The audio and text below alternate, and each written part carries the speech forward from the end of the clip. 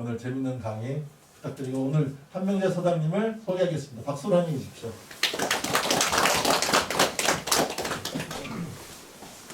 나만 잘 살면 안 되고 마을들이 좀 각각 좀 잘 살게 뭔가를 고민해야 되겠다 해서 사회적 경제 공부를 이제 하고 아까 말한 대로 협동조합연구소에서 지금 일을 하고 있습니다. 오늘 저는 사회적 경제 역량 강화 교육을 해서 원현장 마을에서 도대체 앞으로 무슨 꿈을 꿔볼까 아주 짧지만 좀 이렇게 이야기를 하고 너무나 또 그런 이야기만 하면 지루하잖아요. 그래서 좀 다른 이야기들을 좀 해놨습니다. 진안하면 가장 생각나는 게 뭐예요, 여러분들? 여러분들이 딱 진안하면 뭐가 생각나요? 마이산. 또? 꽃잔디 마을. 그렇죠. 여러분들은 원현장에서 꽃잔디 마을. 또 뭐가 있어요? 마이산, 꽃잔디 마을 두 개밖에 없어요? 진안 딱 하면? 용담댐. 예, 용담댐. 우리나라에서는 5번째에 들어갑니다. 첫 번째가 소양강 댐이죠. 이게 우리나라에서는 5번째 큰 댐이에요. 다목적 댐. 또 진안 홍삼 있고요. 아, 홍삼. 예. 그 정도 여러분들. 마이산에 가면 두 개의 봉우리가 있고 그 밑에 가면은 주필대라고 있어요. 주필대 혹시 들어보셨죠? 예? 주필대. 말 머무를 주에다가 왕 말 필자예요. 그 왕의 말이 머물었다 해서 주필대인데 그 주필대가 있어요. 그 왕이 누구예요? 이성계. 이성계가 남원에 가가지고 왜구하고 싸움을 하고 운봉에서 싸움을 하고 올라와서 여기에 잠시 머물렀다는 거예요. 그런데 남원에서 싸우기 전에 꿈을 하나 꿨는데 금척을 주는 꿈을 받아요. 선인, 신선이 딱 이렇게 금척을 줘요. 금으로 된 잣대죠, 잣대. 그걸 딱 주니까 이 사람이 이걸 받고서 이게 도대체 뭔가 이렇게 생각을 한 거예요. 그래서 무학대사한테 물어보죠. 이게 무슨 꿈이냐 했더니 무학대사께서 왕이 될 징조가 있다 이렇게 해요. 잣대를 받은 꿈을 하고 그래서 그런 꿈을 꿔가지고 그 생각을 하고 있다가 아지발도라고 하는 일본 장군하고 싸움을 합니다. 운봉에서. 운봉 옆에 인월이라고 있어요. 인월. 근데 운봉은 이게 산이 험해가지고 싸움하기 되게 어려워요. 그래서 저녁에는 싸움을 할 수가 없는 거예요. 그래서 이성계 전설에 따르면 이성계가 달을 갖다가 끌어올렸어요. 저녁에 싸움하기 위해서 달이 지지 못하도록 묶어놨다 해서 인월이에요. 달을 묶어놨다라는 거예요. 달을 끌었다라는 뜻이거든요. 저녁에 화살을 쏜 거예요. 그래서 아지발도에 이 머리에 썼던 투구가 벗어지게 하니까 아지발도가 화살로 인해서 벗어진지를 모르고 야 바람 참 세다 하고 입을 벌릴 때 쏘아가지고 입에다 맞춰서 죽였다라고 하는 게 아지발도예요. 거기 이제 피바위가 있잖아요. 운봉에 가보시면 그런 거기에서 대승을 이루고 3,000명 정도 왜구를 물리치고 여기 와서 잠을 잤던 곳이 바로 진안입니다. 여러분들 여기 이 마을이 뭐하고 똑같다고 그러죠? 화심, 그죠? 산봉우리가 연꽃처럼 생겼는데 그 가운데 이렇게 있어서 화심과 같다고 그러잖아요. 그 마을숲이 저 앞에 있고 물이 흘러나가면 복이 옛날엔 달아난다고 생각했어요. 서울에 가면 한강변에 아파트가 많습니다. 가격이 되게 비싸요. 몇십억씩 하죠. 그런데 그 사람들은 자살률이 높아요. 왜 그런지 아세요? 아침이 되면 창문을 열고 탁 쳐다보는 한강이 천천히 아주 여유롭게 흐르는 걸 이렇게 지켜보다가 아 죽고 싶다 이렇게 해서 죽어요. 실제예요. 그래서 보험회사에서 한강변에 있는 데는 보험회사의 거절체입니다. 10층 이상 되는 사람은 다른 사람보다 보험료를 좀 더 내야 돼요. 왜냐하면 죽을 확률이 높기 때문에. 그 서울에서 고층 빌딩 산다고 좋은 게 아닙니다. 근데 마찬가지로 물이 그런 역할을 해요. 사람을 침잠하게 이렇게 좀 내려앉게 해가지고 죽게 만들어요. 그래서 옛날 사람들은 물을 못 보게 하려고 방풍림을 세우거나 그 비보숲을 만들었죠. 그래서 바람이 나무를 심어 놓으면 바람이 60%가 사라집니다. 40%밖에 안 들어와요. 여러분들 여름에 창문에다 모기장 이렇게 해놓으면 모기장 뛰면 바람이 싹 들어오다가 모기장 해놓으면 창문을 열어도 바람이 좀 연하게 들어오잖아요. 그 역할을 하는 게 방풍림이에요. 여기하고 비슷한 화심의 땅이 하나 있는데 어디겠어요? 실상사입니다. 실상사. 실상사하고 여기하고 땅이 거의 비슷해요. 그 실상사에 한번 가보시면 주변의 산들이 연꽃처럼 쫙 있는데 그 가운데 실상사가 딱 있습니다.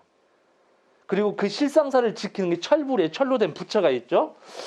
어쨌건 여러분들이 살고 있는 이 지역은 대단히 옛날부터 전통이 있었던 곳이에요. 힘이 셌고 그래서 눌러서 편안하게 하는 곳 진안이라고 이제 명칭을 했습니다만 여기는 기운이 센 곳이에요.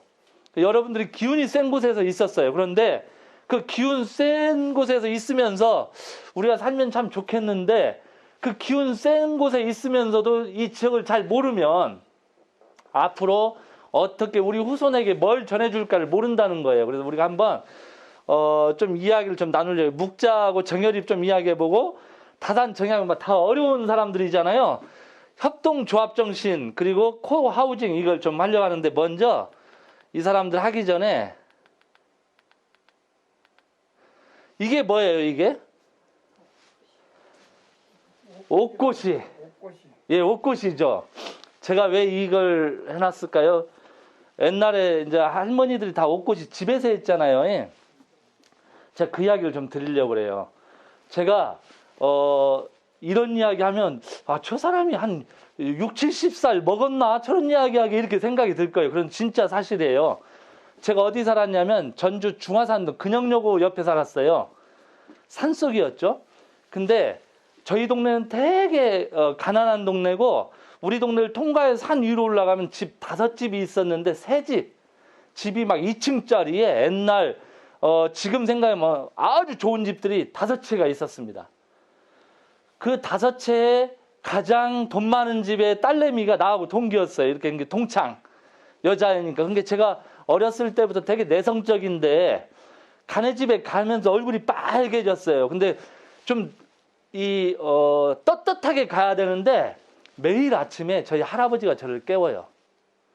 새벽 5시가 되면 명지야 일어나라. 일어나면 저한테 뭘 주냐면 옛날에 혹시 돼지한테 뭡니까 이거 뜬물 같은 거 퍼주려고 고무로 된 시커먼 고무로 된 그거 아셔요 혹시? 바켓스 말고 예, 새까만 거 이렇게 물렁물렁한 거 있죠. 예, 그것을 제가 들고 새 집에 올라가요. 그래서 뭐 하겠어요? 뜬물을 이제 다 뒤집어 가지고 그걸 들고 내려오고 비워 놓으면 또 그 사람들은 밥 먹고 뭐 한 것을 그다 버리죠. 딱 내려오면 할아버지가 그걸 가져오면 저한테 어떻게 했냐면 그걸 다 물은 부어서 돼지 먹이고 거기에 보면 뭐가 있냐면 쌀이 있어요. 쌀밥. 그럼 그것을 채반에다 해서 할아버지가 공동 우물에 가서 씻습니다. 가시 버릴 거 버리고 쌀만 모아요. 밥튀기만. 그래서 그 채반에 다 놓은 다음에 그걸 햇볕에 이제 말려요.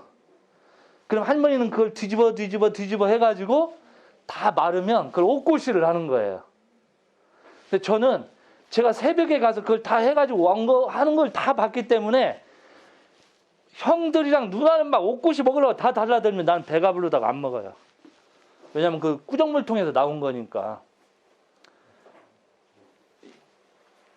제가 지금 이제 50살 조금 넘었거든요. 근데 이런 이야기 하면 뭐라고 그래요? 설마 그런 세상은 우리도 못 겪어봤는데 여러분들 그런 세상 겪어봤어요? 옛날에 그런 세상 좀 겪어보셨죠? 어렵게. 못 겪으신 겪으신 분 혹시? 예, 두 분.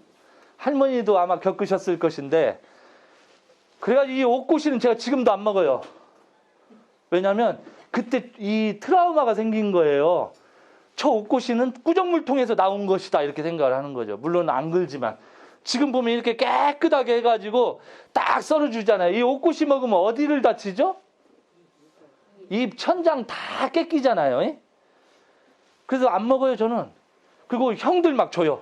할아버지가 너도 먹어라 그러면 아이고 할아버지 저 배 불러요. 먹지도 않고 형 먹어. 왜 그러냐면 형이 날마다 저를 두드려 팼어요. 공부 안 한다고. 그게 더러운 건 형 먹어. 그 형 이렇게 줬어요. 그런데 이 마을이 어떻게 됐냐? 지금은 제 고향인데 없어졌어요. 지금 없어져 버렸어요. 아예 그냥 그 마을에 다 깎아내버리고 사람들 다 이주시키고 아파트를 져버렸어요. 그래서 저는 고향이 없는 사람이에요. 제가 이 이야기를 들은 이유는 그겁니다. 여러분들이 지금 아름답게 갖고 온 이 원현장 마을이 여러분 때에서 그냥 끝나야 되냐? 아니면 여러분의 자손들이 우리 할아버지가 살았던 곳, 우리 엄마 아빠가 살았던 곳, 우리 삼촌이 살았던 곳 이런 것으로 기억하게 만들 것이냐? 그건 되게 중요하다는 거예요. 그러려면 여러분들이 지금 여기에 있는 걸 좀 고민하셔서 지금 뭐 5천만 원 이렇게 상금 우수 마을 기업 사례로 이렇게 상금을 받았는데 그걸 어떻게 이걸 더 아름답게 해서 이 지역 지금 나와 내 자손들 이 사람들 함께 더불어 살까 이걸 고민해 보려면 저 옥고시 마을 저는 옥고시인데 그 마을은 왜 망했냐면 외부 사람들이 들어오질 못해요. 제가 그 구정물통을 들고 가가지고 거기 구정물통 가지러 가려면 한 마을인데 한 15분 걸어 올라가야 돼. 이렇게 산 날망이로. 근데 거기 몇 집 있는데 갈 때마다 우리 좀 거의 비슷한 형들이 나와가지고 이 새끼 어디 가냐? 하고. 제가 옛날엔 빡빡으로 깎고 다녔어요. 아버지가 머리 길면 공부 안 한다고 이렇게 다. 그러면 그 때리면서 이 중대가리 새끼 하고 이렇게 때렸어요. 그래서 저는 그 마을 갈 때마다 정말 여기만 안 지나갔으면 좋겠다. 매일 아침에 그런 수모를 당하니까. 그랬는데 그 말은 무슨 말이냐면 외부 사람에 대해 되게 거부했다는 거예요. 외부 사람들이 와가지고 같이 가야 사람이 늘어나고 젊은 사람들이 들어오고 희망이 있는데 다 막아내. 그래서 저희 때가 11명이었는데 저희들 다 떠나고 나니까 마을에 애들이 없어요. 그러다가 언제 바뀌었냐면은 1990년에 마을 잔치가 사라져 버렸어요. 저희 때만 70가구가 살았던 곳입니다. 근데 그 마을이 사라졌어요. 순식간에 사라졌어요. 지금 저희는 전주에 딱 가면 그 마을을 가지 않아요. 왜냐면 어떻게 바뀌었는지도 몰라. 아파트가 딱 들어서가지고 옛날 우리 집 터가 이 근처 어딜 텐데 이 정도밖에 모릅니다. 제가 그런 곳에서 있었어요. 그래서 과연 이 옥고시를 이렇게 생각하면 저는 그런 생각합니다. 이 옥고시를 먹었을 때 그 애들이 저한테 중중 깎아중이라고 안 이렇게 놀리고 좀 사람들만 받았다면 이렇게 안 됐을 건데 이런 생각을 하죠.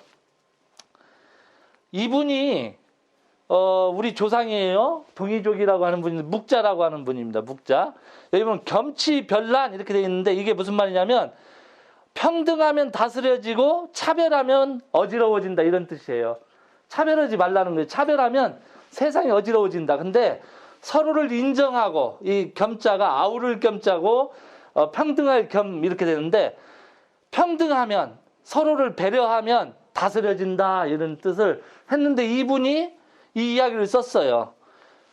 겸치별난. 그 다음에 이 안생생 이 말이 우리나라 언어로 하면 뭐냐면 편안한 살림살이에요. 편안한 살림살이. 안생생 사회. 근데 이분이 그걸 이야기했어요. 이 사람이 어떤 분이냐면 제자가 3,000명 있었어요. 3,000명. 근데 초나라 왕이 송나라를 공격하려고 딱 막 대군을 이끌고 막 가니까 이분이 딱 호롤단신 초나라 왕한테 딱 가가지고 왕이시여 전쟁하지 마시오. 그게 네가 뭔데 전쟁하지 말라고 그러냐? 나하고 게임을 해서 나한테 게임을 이기면 전쟁하십시오. 그런데 게임에서 지면 전쟁하지 마시오. 했던 사람이에요. 그래서 전쟁을 안 했어요. 전쟁을 막으러 다녔던 사람입니다. 그리고 이 사람 그 뒤꿈치는 그냥 닳고 닳아서 괭이로 된 이 뒤꿈치를 가지고 있고 신발 밑바닥이 제대로 남아있을 수 없는 사람. 그냥 세상을 돌아다니면서 서로 잘 살아야 된다. 싸움하지 말아라 가르쳤던 사람이에요. 근데 이분이 동이족이에요. 평화를 이야기했어요. 전쟁을 반대했고 이 사람이 안생생사회라고 하는 게 대동사회하고 똑같습니다. 대동사회는 이런 뜻이에요. 연세 드신 분은 내가 죽을 때 모든 사람들이 함께 염해주고 이렇게 묻어주고 어린아이는 돈이 있거나 없거나 잘 자라서 학교 잘 다니고 자기 일을 찾아서 편안하게 살 수 있게 되는 거, 남녀가 결혼을 잘해서 아이 낳고 풍족하게 사는 거, 이런 세상, 그리고 이런 거죠. 힘이 없어 농사를 못 지어요. 그럼 먹을 게 없어. 그럼 어떻게 해요? 구걸해서 먹여야 되는데, 안생생 사회는 옆에 사람이 이 사람도 먹여 살려줘야 된다 라는 거예요. 같이 살아야 된다. 그게 편안한 살림살이다. 근데 그것을 우리나라에서 주장하는 사람이 있어요. 이분이에요, 이분. 여러분 정여립은 많이 들어봤죠? 예? 여기 그 죽도, 정여립의 호가 죽도 선생이에요. 죽도 선생. 그 죽도에서 일을 했었는데 농민들을 가르쳤어요. 농민들한테 뭘 가르쳤냐면 활 쏘는 걸 가르쳤어요. 말 타는 거하고. 활 쏘는 거하고 말 타는 것은 평민들이 못합니다. 그건 평민들이 하면 즉결 심판을 받아요. 조선시대 때. 그런데 이 정여립이라고 하는 이 양반이 농민들한테 뭘 가르치냐면 활 쏘기를 가르쳤어요. 그 말 타는 걸 가르치고 한문을 가르쳤어요. 글 공부를 시켜준 거죠. 그러니까 역적으로 되게 돼요. 근데 이분이 진안에 있던 분이에요. 송강정철이라고 혹시 들어보셨어요?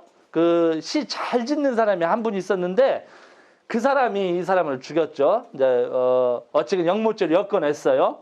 근데 이분이 진안에 있었다는 거예요. 여기 전주 신리 쪽에서 살다가 여기에 와서 훈련하고 가르치고 이렇게 했어요. 소리골이라고 있는데 소리골에 정여립 선생의 누이 동생이 언니 누나가 거기 있었고 그 앞에 산 천반산에서 이제 했었던 거죠.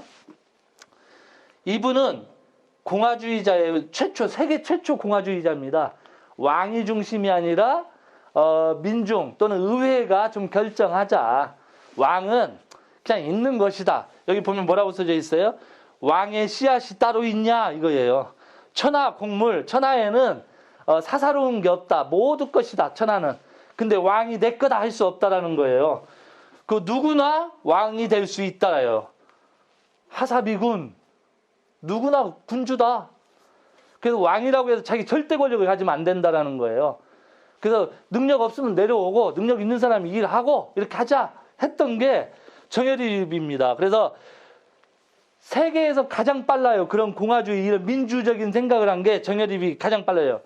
1582년도에 이걸 주장했으니까 만민평등주의자예요. 그러니까 아까 묵자도 평등을 이야기하고 우리 정여립 선생도 평등을 이야기했어요. 근데 진안은 광주에 가면 빛광자에다가 삼주자잖아요. 근데 광주에는 산이 하나 있어요. 무슨 산이 있죠? 무등산. 무등산이 무슨 뜻이에요? 예? 등회가 없다 소리인데 뭐. 아, 예, 맞아요. 오를 등자에다가 없을 무자예요. 무예 등등이라는 데서 따온 거예요. 불교 용어인데 무예 등등, 걸림돌이 없다라는 뜻인데 그걸 따온 거예요. 그래서 무예 등등에서 무와 등을 따왔어요. 그래서 무등산, 계급이 없다라는 뜻이에요. 광주는 그래서 끊임없이 계급 막 억누르려고 막 일어났잖아요. 예. 일제시대 때에도 광주 학생회가 일어나고 그런 운동이 일어났어요. 그건 뭐냐면 기운이 그렇다는 거예요. 그럼 진안의 마이산, 여러분들 여기 보면 마이산 보이죠? 진안의 마이산은 뭐냐? 편안하게 있을 곳인데 기운이 세니까 여기가 백제, 가야, 그 다음에 신라가 언제 호시탐탐 노렸던 곳이에요. 여기를 장악하느냐에 따라서 국경선이 앞으로 몇백 리가 앞으로 가고 뒤로 밀리고 하는 겁니다. 이게 동부 산악지대니까. 그 되게 여기가 기가 센 곳이에요. 근데 여러분들 거기에 있는 거예요, 지금. 기가 센 곳에서 가장 핵심 마을,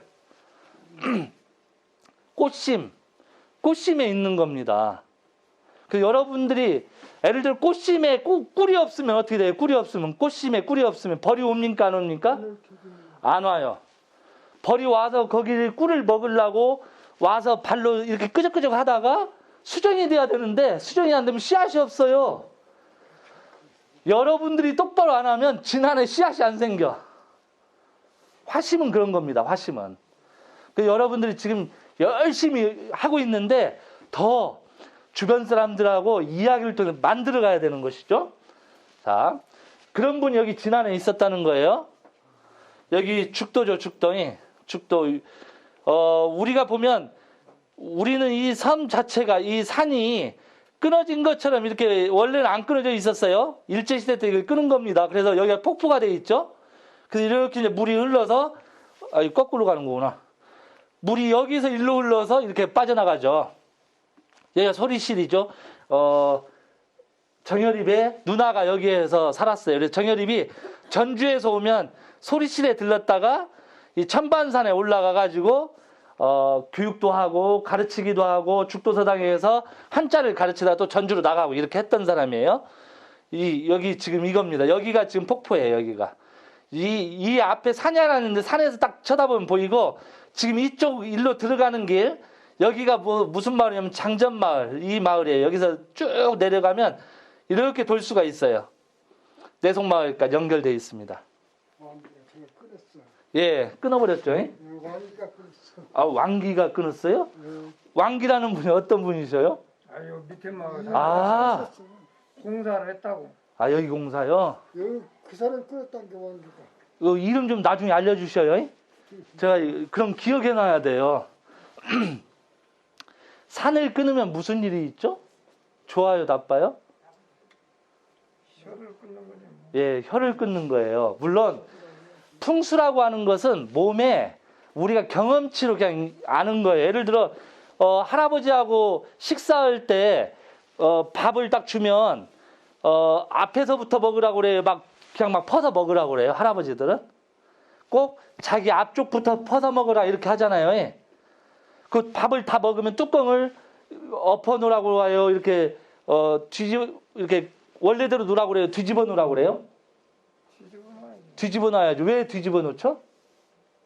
다 먹었다가 표실. 예. 상을 치우려고 하는데 밥을 원래대로 뚜껑을 이렇게 덮어놓으면 치울지 말지를 몰라요. 그래서 멀리서 보더라도 아 밥을 다 먹었구나 표시하려고 뒤집어 놓으면 여성분들이 와서 그걸 치울 수 있도록 하는 배려예요. 근데 그때 상에 모서리 쪽에 이렇게 앉으면 할아버지를 뭐라고 그래요? 모서리 앉지 말라고 그러죠? 옆으로 앉아라 이렇게 이야기해요. 왜 그러냐면 이게 날카로우니까 날카로운 것들이 다친다는 거예요. 근데 이런 게 뭐냐면 이런 산수에서 다 보고 옛날 어르신들은 체득을 한 거예요. 다른 말로 이야기하면 이런 거죠. 마을을 만들 때 여기다 마을을 만들면 어떻게 되겠어요? 물이 여기를 치죠. 계속 치지.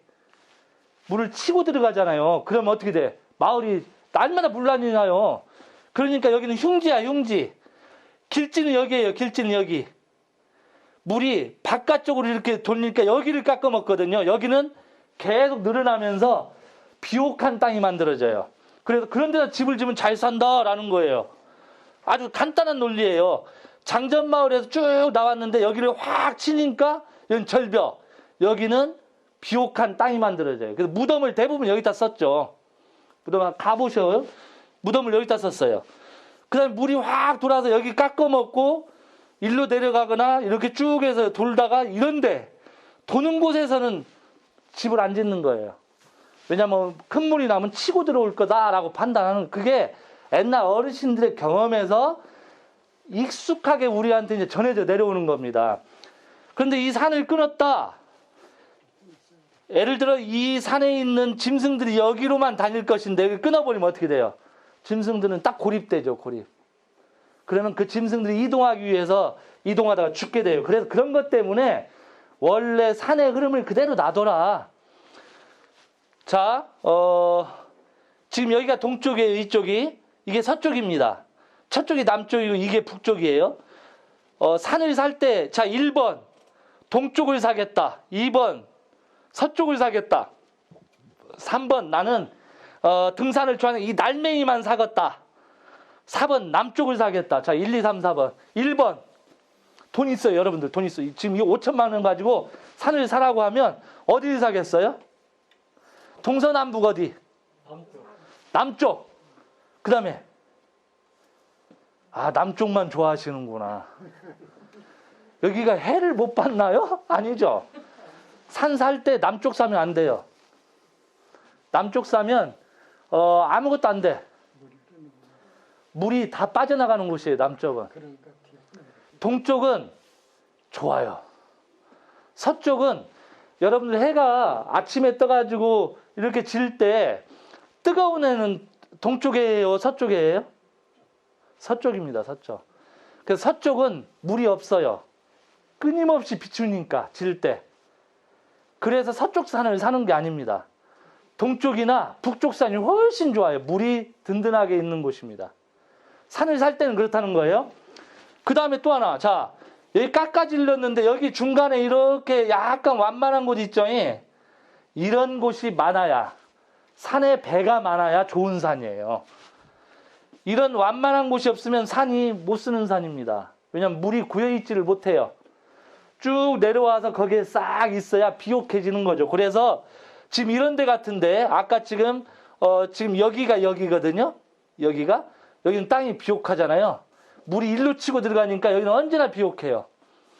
무덤이 이쪽에 다 있습니다. 무덤이. 그래서 그런 걸 이렇게 보면 아, 이 마을도 딱 각이 나오는 거죠. 위에 저수지 하나 있죠. 물이 쭉 흘러서 가는 저 마을 앞으로 해서 이제 섬진강 쪽으로 빠져나가요. 그러면 그 앞에 나무를 심어서 바람도 맞고 골바람도 맞고, 또 하나는 물을 안 쳐다보고 이곳에서 인재가 빠져나가지 못하라고 딱, 왜 화심에 꿀이 있어야 되는데 그 꿀이 나가버리면 안 되니까 딱 쳐가지고 꿀이 딱 머물러 있어야 돼요. 그래야 사람이 들어와, 벌이 날라와, 씨앗이 생겨 부자가 되는 동네예요. 자, 제가 목사가 이런 이야기하면 안 돼요. 목사 이상하네요. 근데 동양학을 하다 보니까 그런 거예요. 다산이 이런 걸 뭐 졌대요. 경세유표하고 목민심서, 흠음심서. 그래서 서가 두 개고 표가 하나니까 1표 2서 이렇게 이야기해요. 이 경세유표가 동학혁명을 일으키는 문제의 책이었습니다. 이것을 김계남이 보게 됐어요. 그래서 김계남이 이걸 보고 동학혁명과 함께 일어나게 돼요. 이것은 혁명적 책입니다. 목민심서는 어떻게 하면 군수가 국민들을 잘 이렇게 보필할까, 잘 도와줄까, 뭐 이런 것들이에요. 그 다음에 흠음심서는 형법서입니다. 어떤 잘못한 사람은 권리를 박탈하지 않도록 이런 건 반드시 지켜서 포획해야 된다. 이 사람이 손해보지 않도록 해라. 그래서 법이 아무리 잘 되었어도 그 밑에 좀 잘못된 게 있기 때문에 정확하게 판단해야 된다. 뭐 이런 것들을 법관들한테 쓴 거예요. 법관들. 우리로 하면 사법부에다가 너네 이렇게 해야 된다 하고 알려주려고 쓴 거예요. 그래서 생명존중 사상에 고추해서 이걸 쓰게 된 이유가 있습니다. 다산이 정조가 죽고 나서 이제 유배를 가잖아요. 강진으로. 강진에 가서 사의당이라고 하는, 사의제라고 하는 주막집에서 이제 오갈 데가 없으니까 주막집에 있는데 며칠 좀 이제 쉬고 여독을 풀고 쓱 마을이 어떻게 생겼나 가는데 어떤 아줌마가 땀을 치면서 통곡하는 거예요. 엉엉 울면서. 그래서 왜 우시오? 딱 그랬더니 이분이 하는 이야기예요. 아니죠. 우리 남편이 어제 근을 잘라버렸습니다. 이렇게 이야기하는 거예요. 남근을. 아니 왜 남근을 자릅니까? 이렇게 했더니 워낙 이 관리들이 뺏어가고 막 뺏어가는데 아들을 낳은 거예요. 아들을 낳으면 또 군역 나가야 되잖아요. 그러니까 없는 집안에 애들 먹기도 힘든데 또 아들 낳았으니 내 것이 문제다 하고 자기 것을 끊어버린 거예요. 그래서 다산의 시에 애절양가라고 하는 게 있습니다. 그 양기를 끊었다. 절양이니까 남근을 자른 슬픔이라고 하는 애절양가라고 하는 글을 썼는데 그걸 보고 민중들이 이렇게 어렵게 살고 있구나. 그러니 이거 똑바로 이런 걸 잘해야 되겠다. 군역도 잘 해야 되고 정정 공평하게 해야 된다라고 해서 글을 쓰기 시작한 게 이겁니다. 아무튼 우리 조상 중에 괜찮은 사람들 많았어요. 다산이 수원 화성도 만들었어요. 혹시 화성 가보셨어요? 아, 이런. 아이, 거의 뭐죠, 이거? 우리 지금 코로나만 아니면 화성 가야 되는데, 화성. 화성이 5km거든요? 하루 점드락 걸어야 돼요. 하루 점드락 걷는데, 전 세계에서 그렇게 아름다운 성은 존재하지 않아요. 과학적으로 지었고, 그런 성이 있어요. 수원 화성. 거중기는 뭐 돌 무거운 거 이렇게 들어 올리는 거예요. 옛날엔 다리를 못 놓으니까 정조가 자기 아버지 사도세자한테 이렇게 절을 하러 가려고 하는데 한강을 못 건너. 그래서 다산청에 야 다리 좀 놔봐라 했더니 급히 만든 게 배다리예요. 배다리. 배를 붙여가지고 쫙. 지금도 이걸 해요. 배다리는 군대에서 씁니다. 그래서 큰 전차나 45톤이잖아요. 전차가 50톤 정도 되는데 그런 일반 다리가 무너져요. 이런 다리는. 그래 못 다니니까 하천에다가 배를 띄워가지고 거기에다 철교를 놓아서 그 위로 지나가거든요. 그게 다 다산 정약용머리에서 나온 거예요. 이게 화성 의궤에 그려져 있는 수원성 문입니다. 근데 잘 안 보이실 텐데 이게 잘 안 보이네. 여기 구멍이 5개 있어요. 하나, 둘, 셋, 넷, 5개 하얗게 돼 있는 게 있는데 이게 뭐냐면 소화전이에요. 소화전. 적들이 막 와가지고 여기 불을 막 질러대고 이 성문에다가 화살 쏘아가지고 불 질러버리면 여기서 자동 물이 쭉 내려와서 불을 끄는 작업입니다. 소화전이에요. 이게 오성지라고 하는 건데 이 하얀 게 지금 물이 여기 꽉 차 있어요. 그래서 전쟁이 나면 물이 쫙 내려오죠. 그 다음에 여기 보면 여기 일자 좀 시커먼 거 보이죠? 이 11자리 양쪽에 3개가 보이죠? 이게 뭐냐면 담벼락 타고 이렇게 사닥다리 놓고 막 담벼락 타고 올라오려고 하면 여기에서 뭐가 나오면 칼이 쑥 나와요. 그래서 사닥다리를 쭉 끊어버려. 위에서부터 칼이 내려와서 담벼락도 못 올라와요. 이런 것을 만든 데가 수원 화성이에요. 근데 그걸 누가 했냐? 다산 선생이 다 설계했어요. 그리고 당시에는 돌로만 성을 쌓잖아요. 다산은 어떻게 했냐? 흙, 벽돌, 돌 이 3가지를 함께 사용했어요. 그래서 옛날엔 돌만 쓰면 포탄이 빵 내려 돌이 하나 깨져버리면 성이 다 무너져요. 왜냐면 돌을 끼워 맞춘 거니까. 그래서 그냥 전쟁이 끝나야만 보수가 돼. 도중에는 보수를 못 해. 근데 다산이 이렇게 생각해 보니까 구멍이 나더라도 좀 어떻게 빨리 메꿀 수 있는 게 없을까? 생각한 게 뭐냐면 벽돌이에요. 벽돌.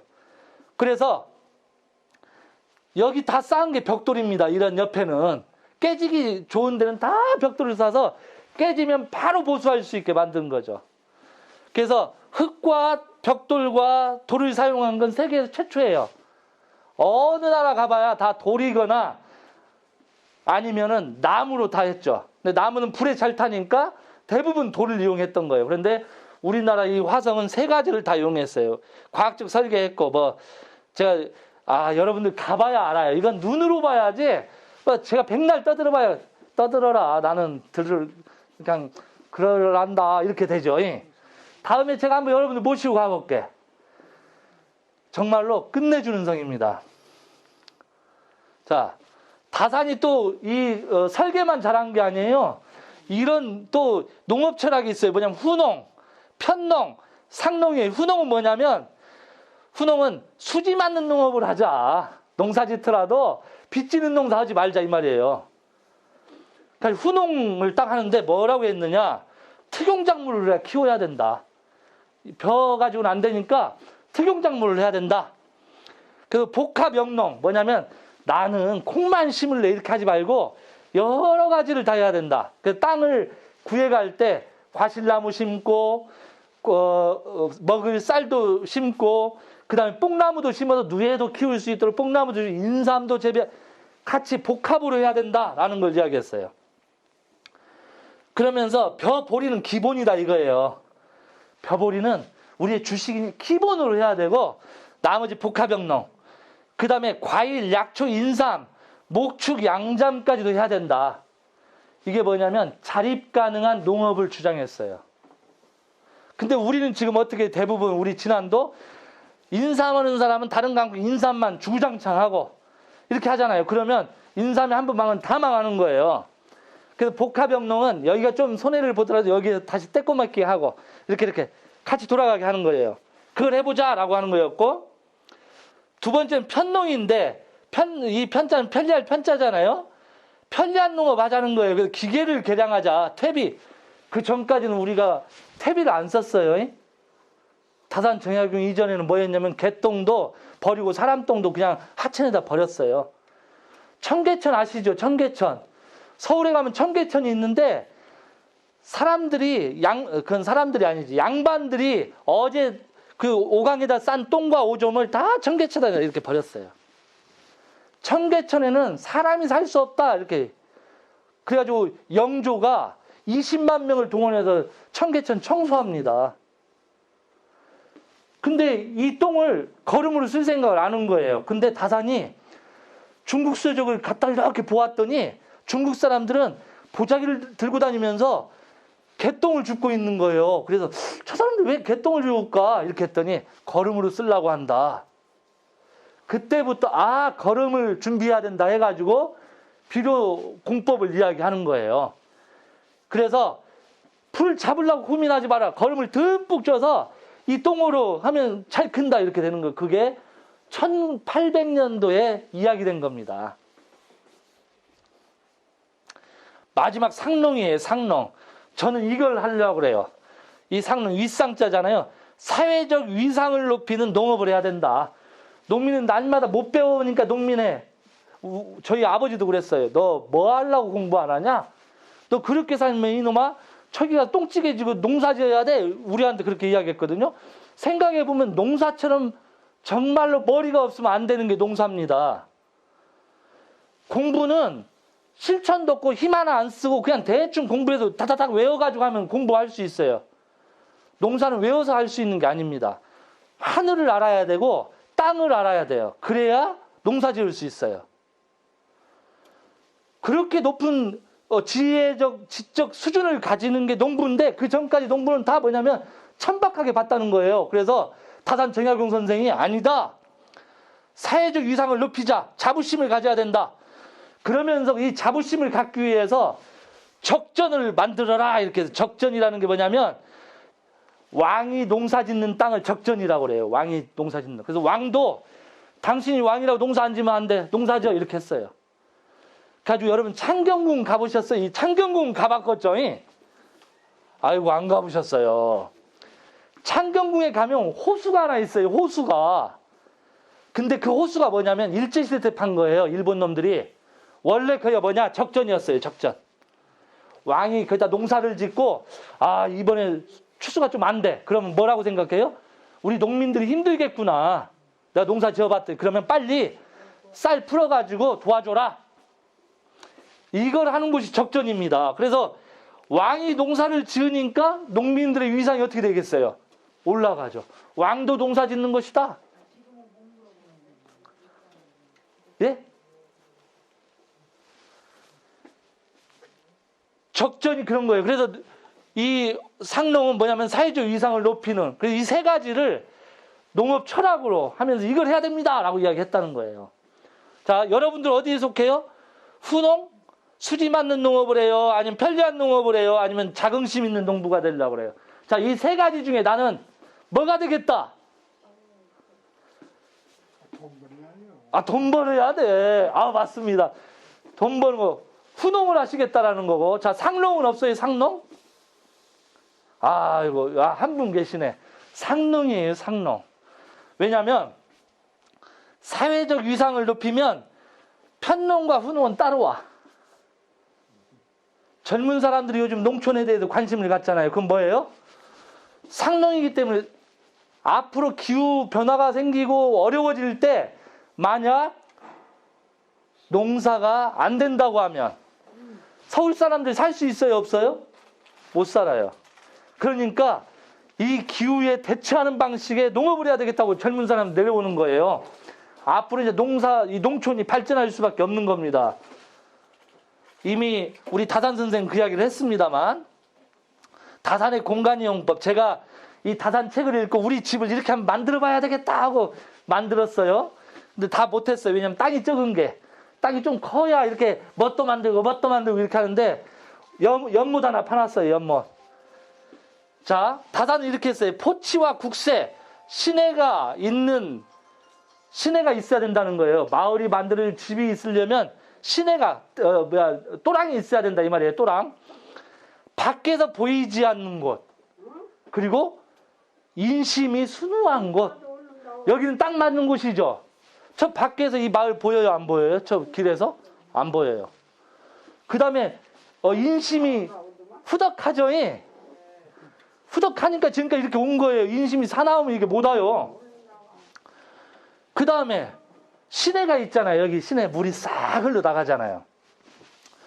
여기는 포치와 국세가 딱 맞아요. 우리 다산 선생이 이야기하는 마을의 입지에 맞아. 두 번째, 주거 내부에는 직접 탐구를 자극하게 만들어라. 무슨 말이냐면 집에는 반드시 책장을 놓고 책을 꽂아놔라. 그래야 어디 밖에 나갔다 와가지고 벌러덩 누워서 잘라다가 책장을 보니까 책이 한 권 있으니까 책이 뭘까? 껍데기라도 본다 이거예요. 그러면 공부하게 된다. 그래서 반드시 집에 들어가는 서재를 만들어라 이렇게 해요. 그래서 저도 서재를 하나 딱 넣어놨어요. 여기까지는 대충 저도 똑같아요. 주변 환경, 향장, 연못, 채마밭을 만들어라. 저도 연못 만들고 향장은 내년에 만들려고 그래요. 향장이 뭐냐면 밖에서 집 안을 못 보도록 한 이 정도 되는 낮은 담벼락, 마당을 바로 못 보게. 왜냐하면 마당을 바로 보면 어떻게 되냐, 여성들이 여름에 좀 이렇게 편한 복장을 입고 싶은데 밖에서 안을 보면 어떻게 못 입잖아요. 향장이라고 자그마한 담장을 만들어서 안을 못 보게 해야 여성들이 편안하게 활동할 수 있다 해서 여성을 배려한 게 향장입니다. 향장, 연못은 잉어도 키우고 이런 물고기를 키워서 그 잡아먹으라 이게 아니고, 우리가 아무리 못 살아도 연못에 있는 물고기는 잡아먹으면 안 돼요. 다산 선생님께서는 연못에다 물고기를 놓고서 그 물고기의 유유자적함을 이렇게 이쁘게 다니는 걸 보면서 나도 저렇게 살아야지 하는 자신을 수양할 수 있는 곳으로서의 연못. 채마밭은 우리가 뭘 먹고 할 때 굳이 멀리 안 가고 여기 뜯어서 바로 싱싱한, 농약 안 친 거, 비료 안 친 거, 싱싱한 거, 내가 믿고 먹을 수 있는 걸 먹으라 이 말이에요. 아이고 죄송합니다. 이게 제가 이런 이거 죽여놨어야 되는데. 채마밭은 그래서 다산 선생은 채마밭을 뒤에다가 쫙 놔. 지금도 가보면 강진 그 다산초당 뒤에 채마밭이 딱 있습니다. 거기서 직접 이 농사 짓고 그걸로 뜯어서 이렇게 먹었죠. 자, 주거는 그렇게 하라는 거예요. 주변은. 그 다음에 주거 외곽에 임원을 하라. 임원. 이게 사실은 되게 탐나는 거예요. 벼농사, 약초농사, 잠실, 시오 묵객이 올 수 있는 좋은 살림을 하나 살아라는 거예요. 산. 그래야 좋은 사람들이 온다는 거예요. 집을 아무리 잘 지어놨어요. 근데 사람이 안 와. 그럼 그 집은 의미가 있어요? 없어요? 필요 없어요.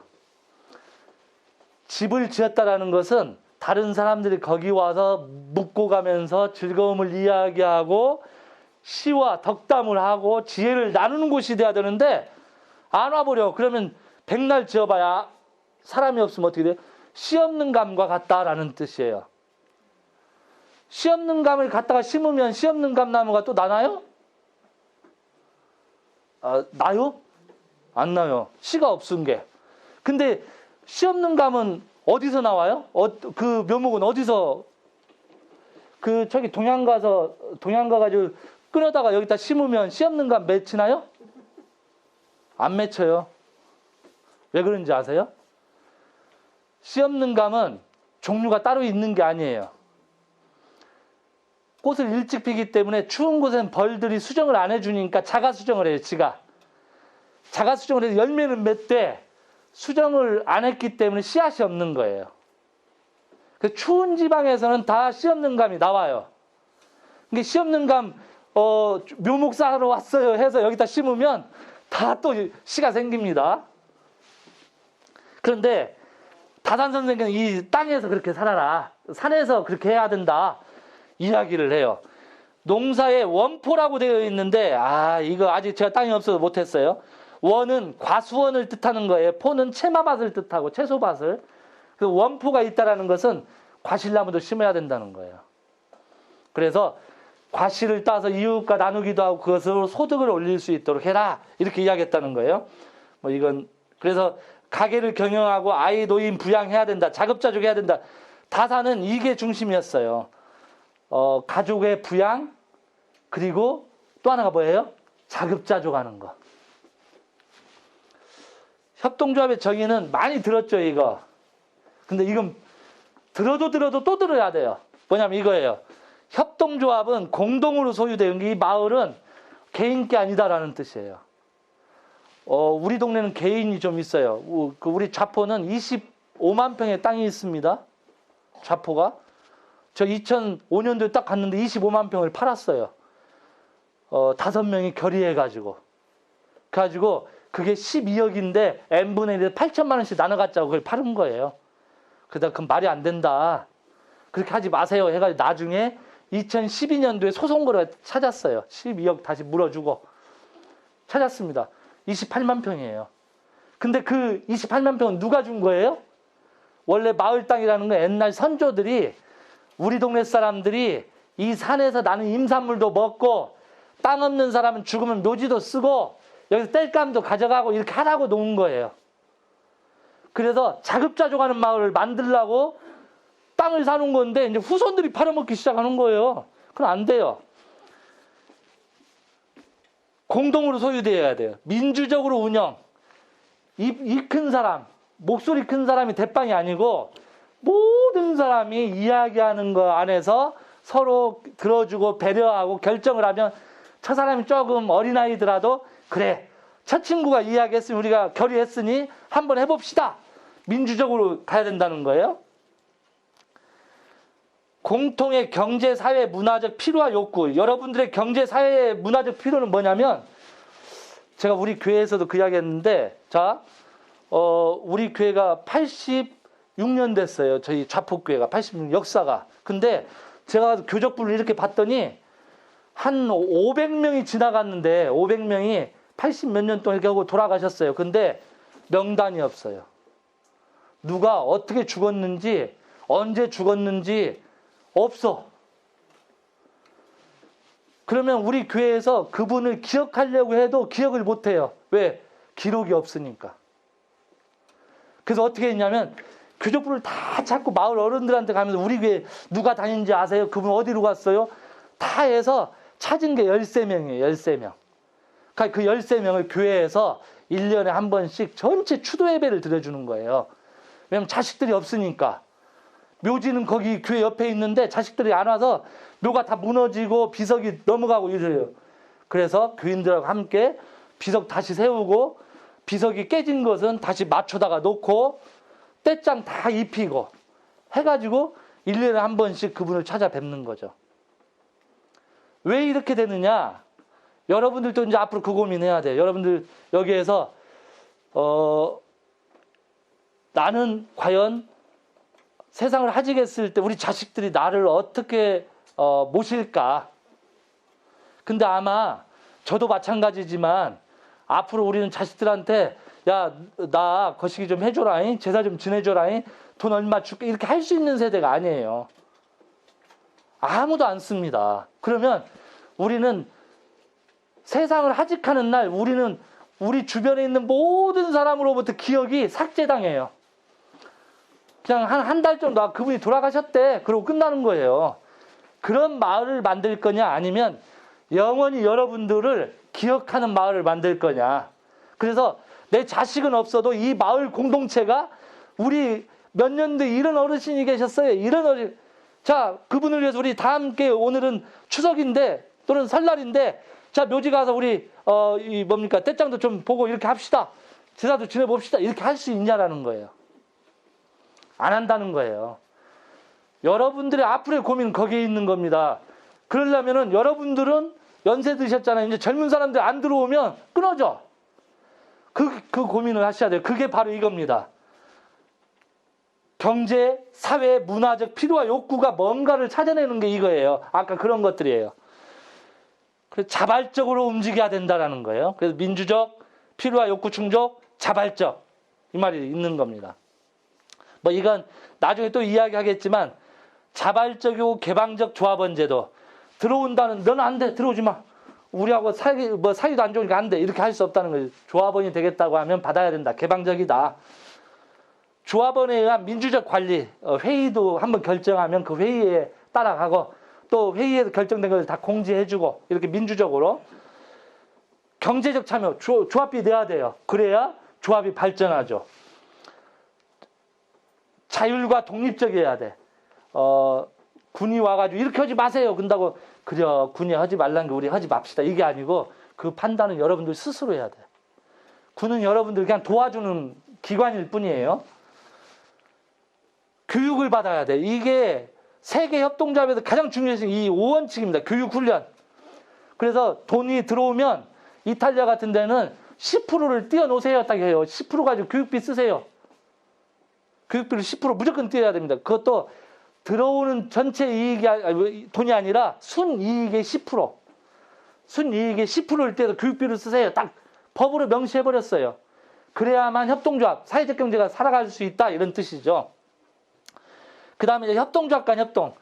여러분들은 마을기업이니까 사회적 기업이에요. 사회적 경제예요. 우리는 협동조합 연구소니까 사회적 경제예요. 그래서 우리가 여러분들 좀 도와주고 여러분들 좀 모르는 거 있으면 막 우리한테 전화해가지고 이거 어떻게 해야 돼요? 물어보고. 그래서 같이 가야 되는 거예요. 그렇게 해야만 발전이 됩니다. 혼자 가려고 그러면 안 된다라는 것이죠. 그리고 지역사회에 기여해야 돼요. 여러분들 지금 아주 잘하고 있는 거예요. 마을 사람들이 함께 노동하고 함께 일해가지고 남는 이득금을 각각에게 경제적 충족감도 주지만 또 뭔가 이웃에게 나누고 마을 발전을 위해서 끊임없이 재활용을 하는 거. 이게 바로 사회적 기회예요. 제가 아까 옥고시 이야기했죠. 그래서 우리 마을이 어떻게 됐느냐. 이 옥고시를 제가 가지러 갈 때 힘없고 떨어진 바지 입고 머리는 빡빡으로 밀었다가 막 두드려 패고 막 이러니까 사람들 받아들이려고 하다 않으니까 이렇게 돼버렸어요. 이렇게 돼버렸어. 이런 마을이 이렇게 돼버려. 세상이 바뀌려고 하고 세상이 뭔가 새로운 문물이 들어왔는데 그걸 가지고 원래 우리는 이렇게 해도 잘 살았어 이렇게 하는 순간 폐가가 되는 거고 야 세상이 변하고 있어 빨리 우리도 뭔가 고민해야 돼 하면 변화를 대응하게 되면은 바뀔 수 있는 겁니다. 근데 저의 고향은 대응을 안 해요. 제가 우리 고향에서 대학을 혼자 간 거거든요. 우리 11명 동기 중에 저 전북대 다 들어가니까 마을 축제를 했어요. 3박 4일. 인제 났다고. 전북대 뭐 여기 앞에 있는 대학인데 막 3박 4일 꽹가리 치고 돼지 3마리 잡고 막 기둥 하나 뽑고 막 이렇게 했어요. 근데 그럴 일이 아닌데 왜 그랬느냐. 관심이 없는 겁니다. 교육에 대한 관심도 없고 그냥 우리는 원래 동네 이름이 뒷골입니다. 뒷골. 뒤에 있는 이 골짜기에 산다 해서 뒷골이에요. 이렇게 됐어요. 그래서 다 그 돈 있는 사람이 매입해가지고 아파트 지어버리는 거예요. 젊은 사람들이 다 빠져나가니까. 결국은 이런 마을이 안 되고 이렇게 더 여기에서 발전되는 마을이 되기 위해서는 어떻게 해야 되느냐. 뭔가 대응을 빨리 해야 돼요. 세상을 빨리 읽어내야 돼요. 그렇지 않으면 잘못될 수 있습니다. 사람이 태어나서 자라고 장년이 되고 노년이 되어서 죽고 이게 순환하잖아요. 마찬가지로 자연도 씨앗이 떨어져서 싹이 나고 나무가 돼서 꽃 펴서 열매 맺고 열매가 떨어져서 휴식을 가졌다가 다시 씨앗이 나고 계속 빙글빙글 도는 거예요. 순환이 있는 것처럼 모든 게 기업도 마찬가지고 마을도 마찬가지입니다. 그래서 이 마을이 성장하는 과정들을 끊임없이 가지고 가려면 빨리빨리 사람들도 모아들이고 배려도 하고 포용도 해야만 가능하다. 대응. 자, 외국은 그럼 어떻게 대응했느냐? 고령화로 인해서 인구가 절감해. 외국도 마찬가지로 우리만 그러는 게 아니라 전 세계가 다 노인들밖에 없어요. 그리고 수입이 하락돼요. 그러다 보니 자녀한테 손을 내밀어. 근데 제가 외국에 가봤더니요. 외국 그 연세 드신 분들은 자녀한테 손 안 벌립니다. 그리고 고등학교 딱 졸업하면 네가 알아서 살아 이제부터. 넌 성인이야. 딱 이렇게 합니다. 근데 우리는 딱 있다가 그 혹시 차돌맹이 차돌맹이 기법이라고 하는 거 혹시 아세요? 돈 없는 사람이 자식이 돈 없다고 어머니 안 모실 것 같으니까 어머니가 꾀를 낸 거예요. 꾀를. 이놈이 돈 없다고 안 모시면 안 되잖아요. 근데 돈 있게 모시게 하려면 어떻게 해요? 뭔가 있는 것처럼 해야 돼. 그래서 이 어머니가 옆집에 가서 비단을 한 폭을 탁 사다가 차돌 있죠, 차돌. 강가에 있는 둥그런 돌을 비단에다 싸가지고 탁 해서 벽장소에 탁 내놓고 애만 오면 거기 열어보고 하고 탁 닫고 엄마 뭐 뒀어? 아니야. 내가 죽기 전에 이걸 어떻게 잘 처리해야 될 텐데. 매번 아들, 딸만 오면 그 벽장 문 열고 그 보자기를 풀었다 닫았다 풀었다 닫았다 하니까 자식들이 야 이거 뭐 금덩어리가 있나 보다. 효도를 잘해야 나한테 오겠구나 하고 효도를 열심히 했어요. 어머니가 딱 돌아가시서 야 내가 효도했으니까 내가 지분이 더 많아고 딱 끌어봤더니 돌멩이 하나 떡 나온 거예요. 그게 웃을 일이 아닙니다. 우리들이 그렇게 될 수 있어요. 그래서 자녀들이 어떻게 합니까?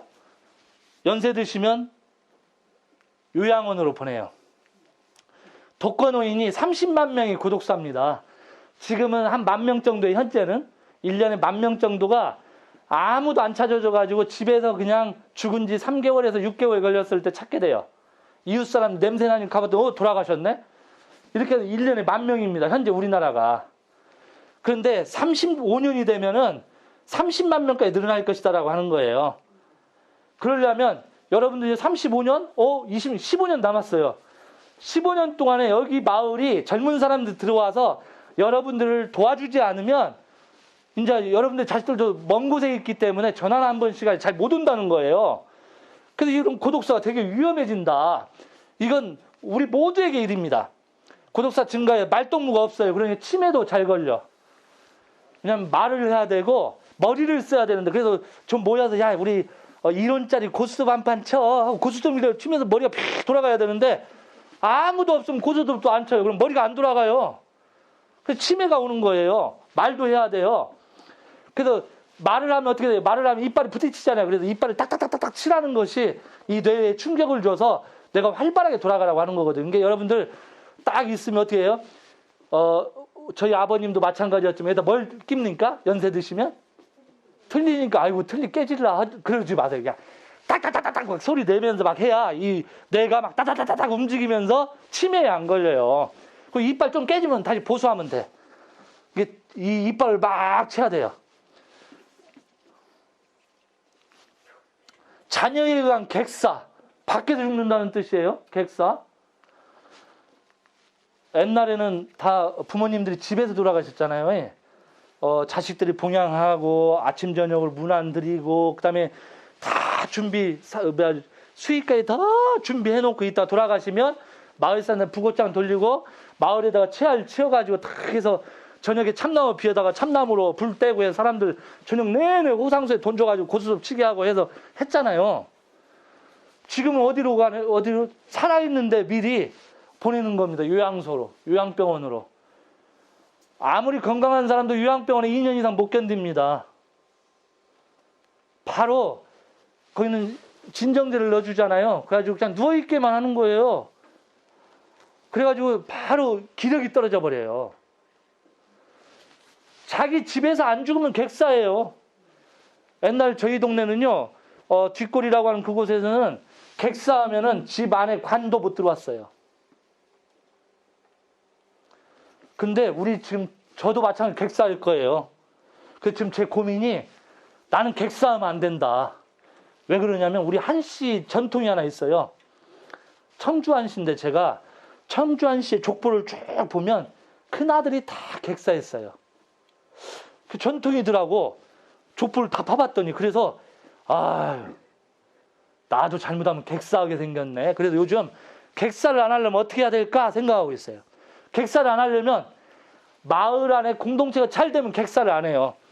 마을 사람들이 돌봐주게 만드는 거예요. 그래서 미리 만들어 놓으면 내가 좀 어렵고 아프더라도 마을 사람들이 케어해주고 이렇게 도와주고 하면서 그 집에서 살 수 있습니다. 근데 외국은 그걸 벌써 시행하고 있어요. 자, 외국을 한번 볼까요? 제가 갔던 곳입니다. 이게 캐나다예요. 캐나다인데요.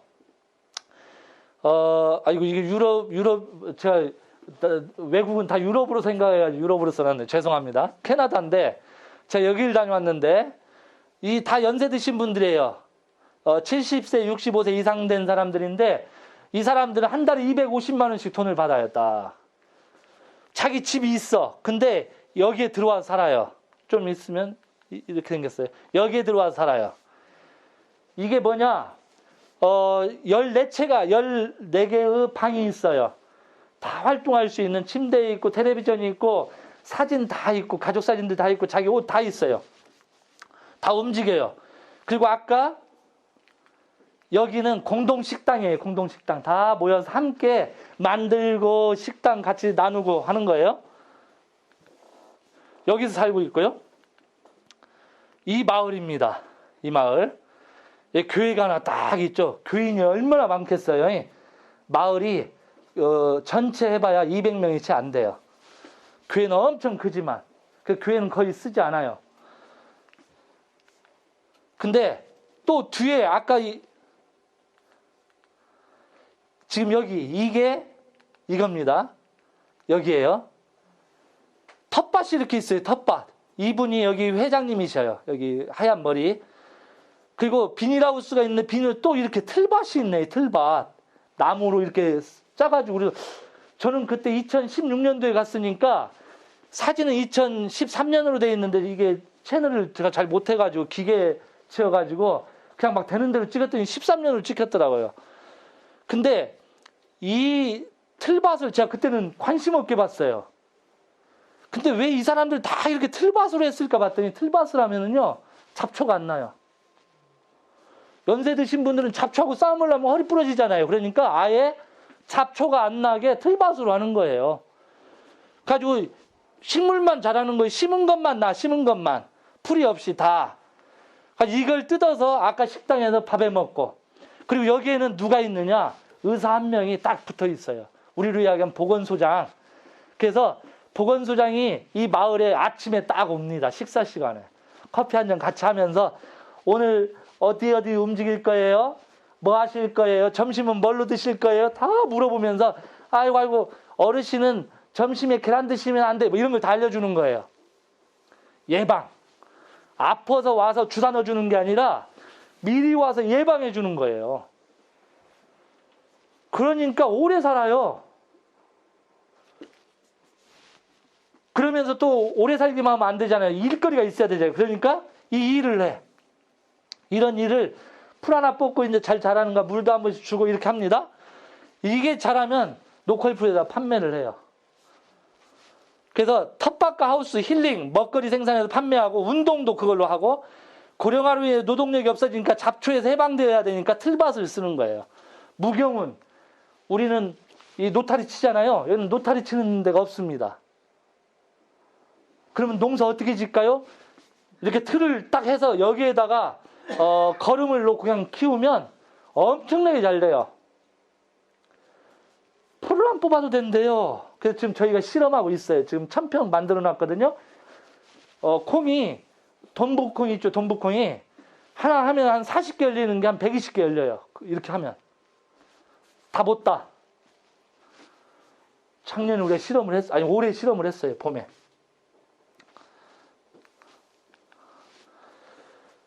이들은 도대체 어떻게 이런 꿈을 꾸었을까 봤더니 이 사람들이 다 하는 이야기입니다. 나보다 나는 그 다음이다. 우리가 잘 되면 그 안에 소속해 있는 나도 잘 되는 것이다. 이렇게 이야기하는 거예요. 또 하나는 내 이익보다 함께 나누는 게 즐겁다. 왜냐하면 280만 원 국가에서 주죠. 그 다음에 아까 이야기 안 드렸습니다만 이 집에 들어오는 이 할머니는 부자예요. 집이 있어. 집이 있는데 일로 들어와서 사는 거예요. 아까 이 집에. 아이고, 이 집으로. 그럼 자기 집은 어떻게 되겠어요? 비어 있겠죠? 그걸 국가에서 리모델링을 해줘요. 그래가지고 이 마을에 와서 나 석 달 좀 살라는데 어디 가서 살까요? 그걸 내주고 월세를 받아서 이 할머니가 가져가. 280만 원 받고 월세도 받고. 그렇게 해서 하는 거예요. 근데 이 마을은 제가 보기엔 딱 아무튼 고민하면 좋을 것 같아요. 여기는. 이게 지금 우리나라에는 다 한 곳도 없습니다. 그래서 연세 드신 분들이 각각의 방에서 개인 사생활 활동하다가 아침이 되면 한 공간에서 커피 한잔하고 같이 밥에서 먹고 이야기하고 보건소장이 와서 진단 쭉 해주고 운동하러 가고 텃밭에 가서 농사일 하고 이거 모아가지고 판매하고 집 관리는 사는 사람이 관리하고 거기에 나오는 월세는 여러분들한테 통장으로 입금되고 이런 시스템. 그래서 이익보다는 함께 나누면 된다. 혼자보다는 다 함께 하자. 나 혼자 돈 잘 벌 것 같지만 함께 하니까 얼마나 즐겁냐 라고 이야기하는 거예요. 그 다음에 공공선. 공공선을 잃지 말자는 거예요. 한 사람도 피해보면 안 된다. 같이 가야 된다. 그래서 조금 이득이 좀 적더라도 다 함께 가기 위해서 우리가 좀 기다려주자 이런 거예요. 이 사람이 누구냐면은요. 이 사람은 프랑스 사람이고 이 사람은 믹맥 쪽이에요. 믹맥 쪽 원주민. 이 마을에 아까 몇 명이 한 280명 정도, 250명 뭐 그 정도 사는데 원래 이 사람들 땅이었는데 프랑스 사람들이 뺏어서 사는 거예요. 근데 친구들이요. 그냥 그럴 수 있다. 차별을 하지 않아요. 다르다. 믹맥 쪽과 프랑스는 다르지만 함께 살아가야 될 사람 이렇게 생각한다는 거예요. 보통 프랑스 사람들을 거기서는 아카디아인 이렇게 불러요. 다산이 이야기를 했어요. 이제 우리가 꿈을 꾸려면 이걸 잘 기억하셔야 되는데 조선 중화법이라는 말인데 조선이 곧 중화다라는 뜻이에요. 우리가 막 중국, 이제 지금은 이제 조선 미국이죠. 한국 미국법이 되는 거죠. 우리는 한국 사람들은 미국 사람의 똥도 달다 뭐 이게 있잖아요. 그냥 미국 사람이 뭐 잘못해도 그냥 무조건 좋아. 왜 우리 도와줬으니까 이렇게 이야기하지만 다산은 뭐라고 했냐면 그러지 말라라는 거예요. 우리나라가 가장 좋은 것이다. 주체성을 잃으면 안 된다. 남미 이야기하고 다른 이야기 해봐야 결국 우리가 바로 쓰지 않으면 안 된다 해서 조선 중화법이라는 말을 써요. 조선을 문화 선진국인 중화로 여겨야 된다. 우리도 선진국이다 이렇게 생각하라는 거예요. 여러분들이 지난해에서 최고 잘하고 있는 모델이다 이렇게 생각하라는 거예요. 그래야만 더 자긍심이 생기고 일을 더 하고 창조적으로 할 수 있다는 뜻이 되는 겁니다. 또 남을 추종하지 말고 지금 여기에 같이 저기는 이렇게 하는 게 잘 된대 그런 필요 없다라는 거예요. 지금 여기에서 우리가 하는 게 가장 중요하다. 외부에서 백날 해봐야 그건 우리의 도입도 안 되고 그럼 우리만 자꾸 힘들어져요. 그러니까 지금 여기에서 우리는 뭘 할 건지를 찾는 가장 핵심이다 라고 다산 이야기합니다. 그러면서 뭐라고 하냐면 우리 것을 중시해라. 원현장이 가지고 있는 전통이 있으면 그걸 중시하라는 거예요. 그게 핵심이다. 또 변화에 긍정해야 된다. 바뀌는 것을 무서워하지 말고 바꾸는 것을 빨리빨리 따라가야 아까처럼 마을이 폐가가 안 되고 더 발전된 마을이 될 수 있다 이라는 거예요. 주체성을 잃지 말아라. 여러분들이 여기 다 이제 마을이 폐가되고 다른 곳에 가면 지금 뭐 요즘 세상 고향이 어디 있어 이렇게 이야기하지만 아니다라는 거예요. 금구에 가면 우리 한신대 금구에 정원을 잘 만드는 분이 계셔요. 그분한테 이제 제가 막걸리도 이렇게 대접하고 이렇게 했는데 그분이 저희 자폭교에 와서 정원을 설계해 줬거든요. 근데 그분이 어디 사람이냐면 용담댐 할 때 20 된 사람이에요. 돈을 받아가지고 금구로 가서 집 한 채 사가지고 사는데 그 사람은 못 잊어가지고 매일 저녁 술을 먹어요. 내 고향이 없어졌다고. 지금 2001년에 완공됐으니까 2092년도에 시작해서 2001년도에 완공됐잖아요. 그럼 1992년도에 떠났다고 한다면 지금 한 몇 년이죠? 한 30년 정도 됐잖아요. 근데도 여전히 고향 와가지고 여기 와서 보고 저한테 전화해가지고 자폭교에서 막걸리 한 잔 주세요. 막걸리 먹고 버스 타고 나갑니다. 금구까지. 고향은 잊을 수가 없는 거예요. 한 번 잃어버리면 그것은 되찾을 수 없는 겁니다. 지금 여기에서 여러분들이 있는 곳에서 주체성을 잃지 않고 이걸 어떻게 우리 자식들한테, 우리 자손들한테 물려줄 거냐 아름답게 이걸 고민해야 된다는 것이죠. 코로나 이후 이제 코로나가 와서 공감하는 인간 개방해야 돼요. 포용해야 돼. 신뢰, 연대성. 이걸 가져야만 앞으로 마을이 살 수 있습니다. 개방해? 지금 코로나인데 왜 개방해? 공동체는 살 수 있어요. 왠지 아시죠? 여기에서 지금 어제 서울 갔다 온 사람 있어요? 제가 말 안 해도 이미 다 알잖아요, 여러분들. 누군내가 어디 갔어? 그 사람은 여기 와가지고 나 안 갔어. 나 서울 안 간 사람이 하고 여러분들 만나요? 스스로가 이미 마을 사람들과 한 몸이기 때문에 내가 스스로 자가격리하는 거예요. 그래서 우리 마을 사람들은 내가 피해가 되면 안 되지 이렇게 하는 거예요. 개방을 해도 자기 자신을 절제할 수 있게 된다는 게 공동체라는 것은. 그래서 작은 마을이 살아남을 수 있어요. 이제는 서로를 알 수 있기 때문에 개방되어 있는 열려있는 공간이 훨씬 코로나로부터 자유로울 수 있다. 서울이 왜 퍼지는지 아시죠? 서로 몰라. 저 사람이 어디 사는지도 몰라. 그러니까 내가 대충 하고 옮겨가도 뭐 내 탓 아니요? 이렇게 가는 겁니다. 근데 이 마을은 함께 사는 공동체이기 때문에 내가 좀만 잘못해가지고 마을이 코로나 옮긴다. 이거 말도 안 되지 하고 누가 뭐라 하지 않도록 자가격리를 자기가 스스로 하고 안전할 때 같이 또 이야기하고 이렇게 되는 겁니다. 그래서 이 개방성이라고 하는 건 대단히 중요한데 농촌의 힘이에요. 앞으로 이 개방성이. 포용성 이미 여러분들이 하고 있는 겁니다. 지금 마을 기업을 가지고 하는 그래서 서로 배워가고 좀 틀려도 서로 이해하고 맞춰가고 하는 그런 포용성들. 그건 다 이 신뢰에 기반하는 거죠. 우리 자식들이 살았고 우리 자식들도 똑같고 우리 어머니가 살았던 곳 이거. 그 다음에 기후위기에 대응해야 돼. 탄소 발생을 줄여라 이건데 아까 틀밭 농사를 하면 탄소가 안 나옵니다. 농사 지을 때 노타리 치잖아요. 21%의 탄소가 나와요. 노타리 안 쳐야 좋죠. 사회적 경제, 대동의 꿈 아까 정여립이나 묵자나 다산이 꾸었던 꿈입니다. 미래가 있는 삶은 과거, 현재, 미래가 공존해야 돼요. 이 마을이 우리 아버지가 살았던 동네래 이게 아니고 우리 아버지가 살았던 곳이고 내가 지금 살고 있고 우리 아버지의 묘소가 여기 있는 곳. 그래서 우리 아버지의 미래는 내가 책임져야 되는 것. 묘소 단장하고 매년 되면 아버지 만나고 이런 미래가 있어야 된다는 거예요. 그런데 삶과 죽음이 공존해야 되는데 이제 그런 미래들이 없어진다는 거예요. 여러분들이 지금 이걸 얼마만큼 더 잘 가꿔야 되는지 그걸 고민하셔야 된다. 요람에서 무덤까지인데 요즘은 뭐라고 하냐면 요람에서 기억까지예요. 이제 무덤도 안 돼. 죽었어. 그러면 아이고 저기 무덤 있다네. 무덤 써줬어요. 그걸로 끝나는 게 아니라는 거예요. 그 사람은 우리 마을에 어떤 분이셨고 우리 자식들한테 우리 후손들 끊임없이 전달돼야 된다는 거예요. 자폭교회 가면 이계순 권사라고 있어요. 그분이 서울에 살다가 내려와가지고 다락방에서 교회를 시작했다가 자기 돈을 내서 교회를 부지 주고 교회를 지었어요. 86년이 됐어도 어느 누구도 이계순 권사 그분이 원래 창립자 이렇게 하지만 아무것도 없어서 가봤더니 이계순 권사 알아요? 모른대. 알아요?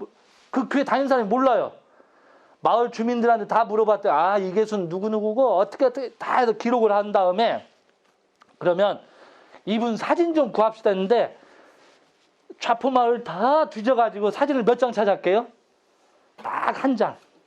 그것도 앞면만 이렇게. 근데 두상을 만들려면 앞에 옆면 다 있어야 돼요. 사진이. 그래가지고 미술 선생님한테 가가지고 선생님 이 사진으로 두상을 하나 만들어주세요. 해가지고 비싸게 만들어가지고 교회에다 딱 놨어요. 그래서 누구나 요즘 와서 이분이 우리 설립자야, 우리 좌폭교를 만드신 분이 이렇게 이야기가 되는 거죠. 마찬가지로 여러분들도 여기 딱 왔으면 여러분들 이제 오늘 끝나고 사진 한 방 딱 찍잖아요. 이게 딱 나면 그 당시에 꿈을 꿨던 사람들, 원현장의 꿈돌이들, 연세 드셨지만 꿈돌이에요, 꿈돌이. 원현장의 꿈돌이들이 모여있는 곳 딱 사진에 딱 있어야 그때 이분들 때문에 우리가 이렇게 지금 삶을 살고 있어. 이런 이해가 될 수 있도록 이 기억을 남겨놔야 된다는 거예요. 기억이 살아있을 수 있어야. 그래야 과거, 현재, 미래가 공존되는 거예요. 미래가 있고 현재가 있고 과거가 있어야 돼요. 과거는 가족 공동체, 마을 공동체 뭐 이랬어. 현재는 지금 고령화되고 마을이 서면 우리만 어떻게 잘 있다가 그냥 가면 끝날 거예요. 우리 마을이 이제 뭐 나는 뭐 그다음 몰라. 그냥 나는 죽으면 끝나겠지. 이게 아니고 죽어도 영원히 이 마을은 움직여야 되는 거예요. 이게 현재입니다. 그리고 여러분들은 삶과 죽음이 공존하고 미래 세대에 공존되고 고향, 기억 세대가 여러분들이 기억하게 해야 된다는 거예요. 그래야만 되는데 그걸 하려면 마을 묘소, 마을 산, 마을 밭들이 있어야 돼요. 좌포는 28만 평이 있는데 거기에다가 내가 그 이야기를 했어요. 여러분들 땅 없다고 하고 저기 나가서 공동묘지에다 그 한 평짜리 사가지고 700만 원, 800만 원 주지 말고 여기서 하고 마을 사람들이, 젊은 사람들이 그 가서 한 번씩 예초해주고 딱 합시다. 그러면서 이건 누구 묘소고 이건 누구 묘소, 이 사람이 어디 살았고 이렇게 해야 되지 않겠냐. 그런 거죠. 변화에 긍정해야만 이게 같이 갑니다. 빨리 바뀌어야 돼. 여러분들 스스로가 그래 세상이 바뀌니까 나도 바꿔야지 이렇게 가야 되는 거죠. 여기까지네요. 아우, 그래서 저는 여러분들한테 마지막 당부의 말로 그렇게 말씀드리고 싶어요. 여러분은 여러분에서 끝나는 게 아니다라는 겁니다. 여러분들이 지금 어떤 꿈을 꾸느냐에 따라서 그 다음 젊은 사람들이, 또 이 마을에 합류하는 사람들이, 들어오는 사람들이, 여러분들의 자손들이 여러분들의 꿈들을 이어갈 것이다. 그 절대 힘들더라도 그 꿈을 놓지 않는 거. 그래야만 이 원현장이 화심이 되어서 사는 겁니다. 예, 감사합니다.